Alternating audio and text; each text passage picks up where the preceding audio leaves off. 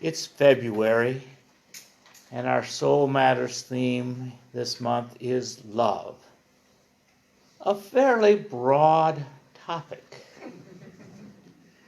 And it's a word that has many meanings. So I'm going to try to dissect a little bit this big, broad word and talk about types of love. And I'm going to begin, since this is a church and it's Sunday morning, with the Bible. In the Old Testament, the word most given for love is ahav. And that's just a general love, a hope for well-being. It's how God loves creation and how families love each other. Now, the Hebrew also has some other words, like nephesh, which is desire or lust, or shamad, which means just simply to delight in. Like Moses shamad pizza. You know, Moses liked pizza. I'm sure he did. That he had the unleavened bread and that someone found some tomatoes. And then there is the euphemism, to know. Like as Adam knew Eve, but this is the same word as to know. It's truly a euphemism. And so like I imagine all the little schoolgirls and guys gathered together on Hebrew high school and said, well, do you know her or do you know her? And the word is yada, which reminds me of the old Seinfeld show where Elaine was always going, yada, yada, yada. And it's essentially, maybe it comes from the Yiddish or the Jewish tradition that, you know what I mean, yada, yada, yada, you know. But the New Testament also has several different words for love.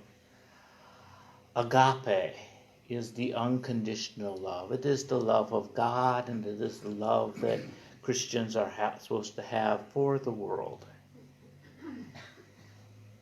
And so when Matthew talks about love your enemy, it's agape, this universal love. It has to be unconditional. How can you love your enemies when there's so many conditions? He didn't ask people philia, which we get Philadelphia, city of brotherly love. It is that friendly love. You not be fond of your enemies. You have agape love for your enemies. You have fondness for your friends, the people you like. And then there's philo, to take delight in. Beware of the scribes, which love to go in long clothing and love salutations in the marketplace. That people who just love being worshipped themselves. Eros, the Greek word for romantic love, is not found in the Bible. There's epithumio, which is literally to turn upon, which is often translated as to desire or to covet. So there's many types of different words for love, and we kind of are lacking in our own language because we love everything from our lover to our favorite food to a movie to our family. It's all kind of mixed up in one word. There are biological aspects of love. The Brain in Love is a book by Helen Fisher. And in her TED Talk, she said, she says, we have evolved 3 distinct different brain systems for mating and reproduction. Sex drive, which is run on testosterone, where one is looking for a range of partners. Romantic love, which is dopamine, which enables you to focus your energy on just one partner. and attachment, which is run by the hormones oxytocin and vasopressin that enable you to stay with that partner at least long enough to raise a child through infancy. We found activity in a tiny little factory near the base of the brain called the ventral tegmental area. We found activity in some cells called the A10 cells that actually make dopamine, a natural stimulant, and spray it into many brain regions. Indeed, the VTA is part of the brain's reward systems. It's way below your cognitive thinking process. It's below your emotions. It's part of what we call the reptilian core of the brain. You may have heard me in other sermons talk about your lizard brain. This is associated with wanting, with motivation, with focus, with craving. In fact, the same brain region where we found activity becomes active also when you feel the rush of cocaine. I have come to think that romantic love is a drive, a basic mating drive, not the sex drive. The sex drive gets you out there looking for a whole range of partners. Romantic love enables you to focus your mating energy on just one at a time, to conserve your mating energy, to start the mating process with this single individual. And indeed, it has all the characteristics of addiction. You focus on the person. You obsessively think about them. You crave them. You distort reality. Your willingness to take enormous risks to win this person. And it's got the three main characteristics of addiction. Tolerance, you need to see them more and more and more, and withdrawal, and at last, relapse. I think there was a famous song called Love is a Drug that was popular. I think of Robert Palmer. Recently on an NPR show, Helen Fisher said, when you have an orgasm, you get a real flood of oxytocin and vasopressin. And these are basically body and brain systems for attachment. I mean, you don't have sex with somebody you don't want to feel something for. In her book, Anatomy of Love, Fisher notes that these attachment hormones last for about 4 years and then need to be rekindled. That's a long time. All biology cares about is having a child survive past infancy. When they are small, more time is spent parenting, and it's easier if you have help. And so it's easier if somebody's hormonally connected to you. But she notes that biology is not all there is to attachment. She says there are many social factors as well. Dr. Gary Chapman, a Christian counselor, is the author of The 5 Languages of Love. And he talks about these things are things that just keep love going. And he talks about these people speak in different love languages. And so sometimes you don't connect with people, or people don't really recognize whether this love is happening. I think of the old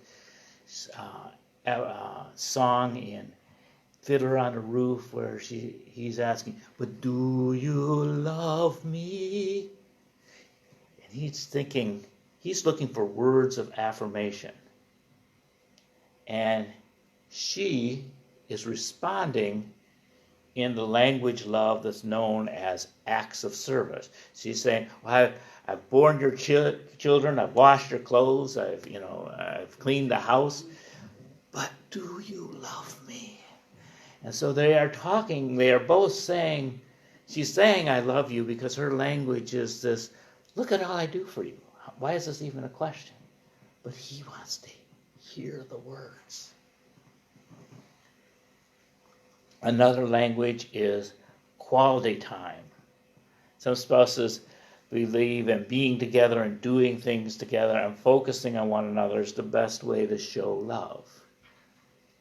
Others have a language of gifts. And see, like this is where Gail and we don't have a really good language of gifts. I once gave her a snow shovel for Valentine's Day. And being a practical person and me being a very lucky husband, it was Wisconsin and the snow was coming down and our big metal shovel was, too heavy.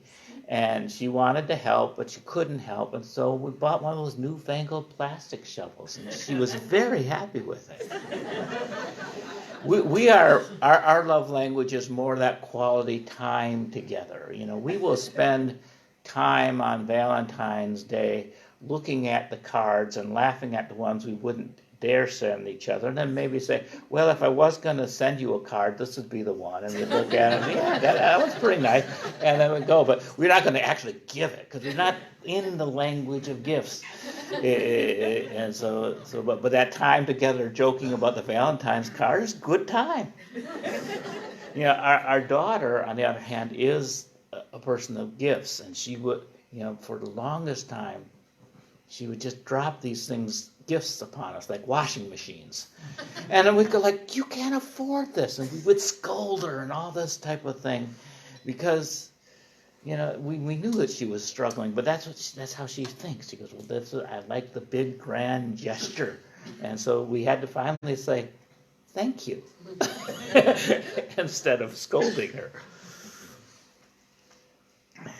And then there's physical touch. Sometimes it's just that you see those couples that seem joined at the hip because that's their language, and that's their public displays of affection and all that. It's just all part of that constant touch. Keep in touch. So I've talked about biblical love, biological love, and the expressions of love. There are a lot of shades of meaning behind love. For me, true love means commitment. And to love one's enemies requires commitment on the highest level. It is unconditional love. Your enemies certainly don't deserve it. But yet you find a way to hope for their happiness and growth. And you do what you can to foster that. I often say, and I've probably said it from the pulpit, so I'm repeating myself, love everybody, but choose your distance. The biblical imperative to love your neighbor as yourself is not to love your neighbor instead of yourself. Loving oneself involves a commitment to one's own integrity and one's own wholeness. Now, I'm committed to the wholeness of Vladimir Putin and Assad, even when they closed the border to earthquake relief. But it cost me too much time and treasure to safely to visit them and hold them accountable, as I would a close friend or a spouse. So I vote for leaders who I hope will engage them in a way that I feel is most appropriate. And volunteers and workers to go to Syrian refugee camps. That's more commitment than I feel comfortable making. I'm afraid to live in a war zone. So I send money to those who are more committed than I. I choose my distance. If you have an abusive partner, get as far away from them as you can. But don't waste your mind and energy hating and plotting revenge. Hope they learn lessons and be better in their future relationships. And loving everyone does not mean having sex with everyone. Some people you may nod to an acknowledgement, some you will smile at, some you will wave, some you will shake hands with, fewer you will hug, even fewer you will kiss, and still fewer will you have sex with. There's a range of commitments. Some people's needs you can fulfill, and others you cannot. Love everyone, but recognize your own limitations and their limitations. We can hope for all people. We can help some. We can befriend a few. And lasting, intimate partnerships are rare indeed. But love, ultimately, is something we decide. With all the biology and social constructs going on and competing for our attention, at some point, each of us as individuals must decide who and how we're going to love. Romantic love may spring from a biological imperative, but along the way we learn lessons of a spiritual nature. The impulses may arise in our reptilian brain, but it all gets processed in our cortex, allowing us to expand the scope of love. Earlier we sang a song that said, "Make channels for the streams of love."